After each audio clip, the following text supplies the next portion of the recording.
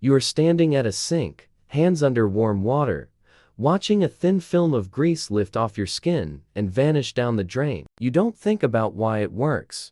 You just watch the dirt disappear, rinse your hands, and move on with your day. But that invisible reaction happening in your palms right now is older than writing itself, older than cities, older than almost anything you own. The earliest written proof of soap comes from a small clay cylinder found in ancient Babylon, dating to roughly 2800 BC. It records a formula: fat boiled together with wood, ash, and water, the oldest known recipe for something resembling soap. It was not a bar, not scented, not something anyone rubbed on their skin to feel clean. It wasn't even called soap. It was a byproduct, a greasy residue people noticed clinging to their hands after cooking fires, centuries before anyone thought to use it. Long before Babylon, animal fat had been dripping into wood ash at cooking fires for hundreds of thousands of years, across every continent humans settled. Rain would fall on ashes and grease near a hearth, and a slippery, foaming substance would sometimes form on the ground, unnoticed and unnamed. That reaction, fat mixed with alkaline ash and water, had been happening by accident since the first controlled fires, long before anyone understood it. It took thousands of years before someone finally looked at that greasy residue and asked a different question: what if I made this on purpose? So how do we get from ash and fat to the bottle by your sink? The answer spans 4,800 years, a rejected doctor, and one accident. Let's clear up a myth first, because most people misunderstand what soap actually does to dirt and germs on your skin. You've probably seen antibacterial soap marketed as stronger, more protective, better at killing germs than the plain bar sitting next to it. In 2016, the U.S. Food and Drug Administration reviewed the evidence and banned 19 antibacterial ingredients, including triclosan, from store shelves. The agency found no proof these chemicals worked better than ordinary soap and water at reducing illness or the spread of infection. So what actually makes soap work isn't killing germs chemically. It's something closer to physics than warfare. And it's strange. Soap molecules have two ends. One end loves water. The other end grabs onto oil, grease, and the fatty outer layer of many germs. When you scrub, soap molecules surround dirt and microbes in tiny clusters called micelles, physically lifting them off your skin so water can rinse them away. This reaction has a name: saponification. Fat or oil, combined with an alkali like lye, breaks apart into soap and a syrupy byproduct called glycerin. The basic formula ancient people stumbled onto by accident, animal fat plus wood ash plus water, is chemically almost identical to soap recipes used today. A 5,000-year-old accident turned out to be the same chemistry printed on the back of the bottle in your shower right now. Now, here's the origin story you've probably heard, the one about a hill in ancient Rome called Mount Sapo. Legend says animal sacrifices on the hill mixed fat and wood ash, which rain washed down into the Tiber River below. Women supposedly noticed their laundry came out cleaner at that exact bend in the river, and named the substance after the hill, Sapo. It's a wonderful story. It is also almost certainly invented much later. No ancient Roman text, not even Pliny the Elder, actually describes it. Historians who have searched Pliny's natural history find only one relevant detail. He describes a Gaulish pomade made from fat and ash, used to dye hair red, not to wash anything. The Mount Sapo legend is a modern myth, dressed up to sound ancient, invented long after the real, far messier history of soap. The real story starts in Mesopotamia, where a clay tablet from around 2200 BC records fat boiled with ash for cleaning wool, not skin. Chemist Martin Levay, in his 1959 study of ancient Mesopotamian chemistry, identified this as the earliest documented soap-like formula anywhere in the world. In Egypt, the Ebers Papyrus, a medical scroll dating to roughly 1550 BC, describes combining animal and vegetable oils with alkaline salts to treat skin conditions. The papyrus, named after Egyptologist Georg Ebers, who acquired it in 1873, is one of the oldest surviving medical documents on Earth. For centuries, this soap-like substance wasn't used for hygiene at all. It was medicine, and it was an industrial tool for cleaning wool and cloth. Nobody was scrubbing their body with it. They were treating rashes, preparing textiles, and occasionally rubbing it into hair, the way the Gauls reportedly did.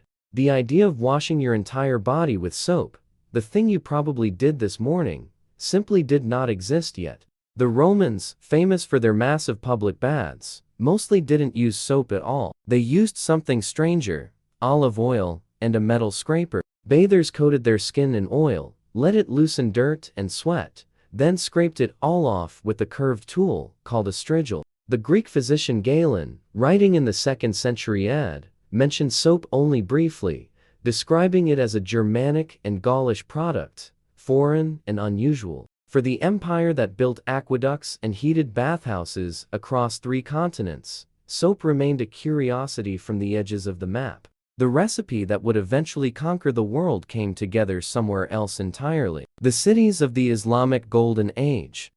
In Aleppo, in what is now Syria, workshops perfected a formula combining olive oil, laurel berry oil, water, and an alkali made from ash. The mixture was boiled for days, poured into shallow pools to cool, cut into blocks, and stamped, then aged for months before it was sold. Some historians credit the 8th century alchemist Jabir ibn Hayyan with refining the chemical processes that made large-scale, consistent soap production possible. Nearby, the city of Nablus developed its own version using local olive oil, and both cities became major soap exporters across the Mediterranean and beyond. This was not a household accident anymore. It was organized manufacturing, with quality standards, aging periods, and traders carrying blocks of it thousands of miles. Aleppo soap traveled along trade routes into Europe centuries before European chemists understood the reaction that made it work.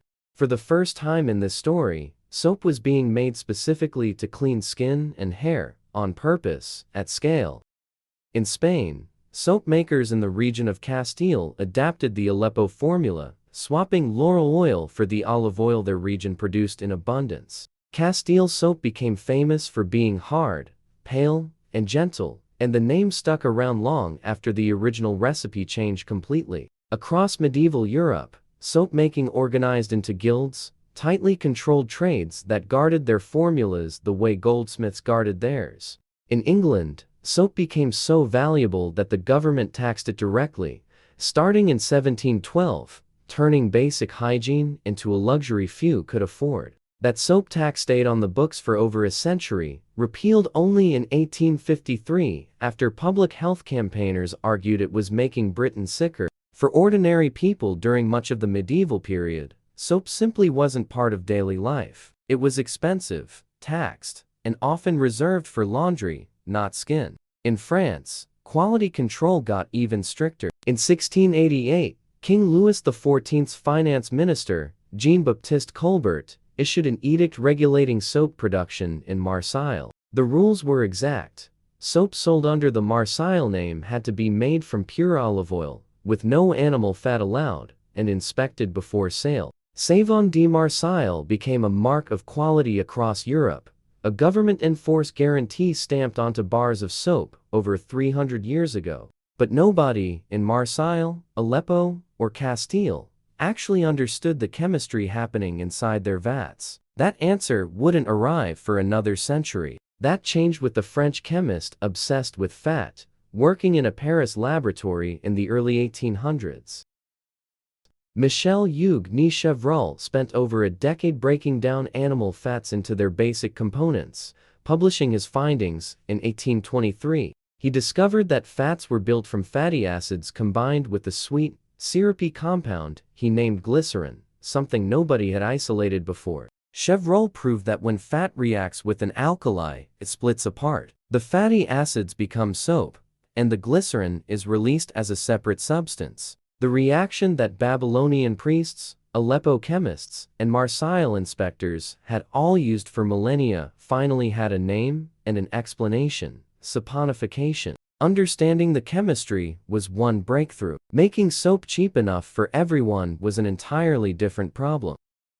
In 1791, French chemist Nicolas Leblanc patented a process for producing soda ash from ordinary salt, replacing an expensive plant-based ingredient soap makers had relied on for centuries. Cheap soda ash meant cheap alkali, and cheap alkali meant, for the first time, soap that ordinary families could actually afford. In London, Andrew Pears founded a soap company in 1807 that eventually perfected a clear, transparent bar, unlike anything sold before. In 1884, English industrialist William Lever launched Sunlight Soap, and did something new. He sold soap using massive, memorable advertising campaigns. Lever built an entire company town for his workers, called Port Sunlight, and turned his soap brand into one of the most recognized names in Britain. His company eventually became Unilever, still one of the largest consumer goods corporations in the world today, built on bars of soap.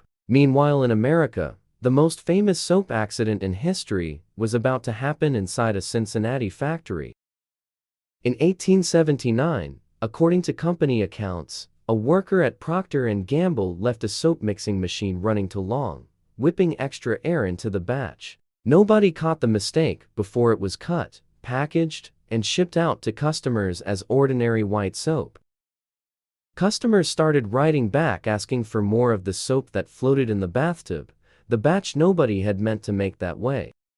Harley Procter turned the mistake into a slogan, marketing Ivory soap as 99 and 44 100% pure, and it became a sensation. An overworked machine, a batch nobody caught in time, and one of the most successful branding accidents in the history of consumer products. But the most important soap story in this entire history isn't about a brand at all. It's about a doctor nobody believed. In 1847, at Vienna General Hospital, a young physician named Ignaz Semmelweis noticed something disturbing about two maternity wards in the same building. Women giving birth in the ward staffed by doctors, who also performed autopsies, died of fever at far higher rates than women in the midwives' ward. Semmelweis had a theory. Doctors were carrying invisible particles from corpses to patients on their unwashed hands. He ordered every doctor in his ward to wash their hands in a chlorinated lime solution before touching a patient.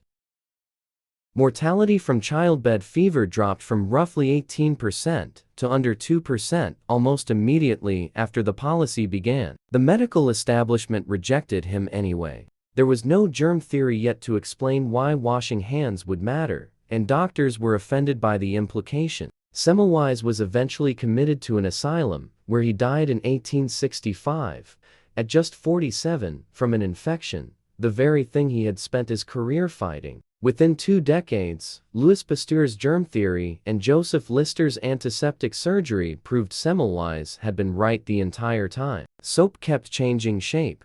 In 1865, American inventor William Shepard patented one of the first versions of liquid soap in a bottle. But liquid soap didn't truly take over bathrooms until 1980, when a small company called Minnetonka launched a pump bottle called Soft Soap. Minnetonka's founder, Robert Taylor, knew huge competitors could copy the idea instantly, so he made a bold move to protect his lead. He bought up virtually the entire United States supply of plastic pump dispensers, locking in contracts with the only 2 manufacturers who made them. For over a year, no competitor could even physically produce a rival pump soap bottle, no matter how much money they spent trying. By the time bigger companies caught up, soft soap already owned the market, an entire industry cornered by one plastic part.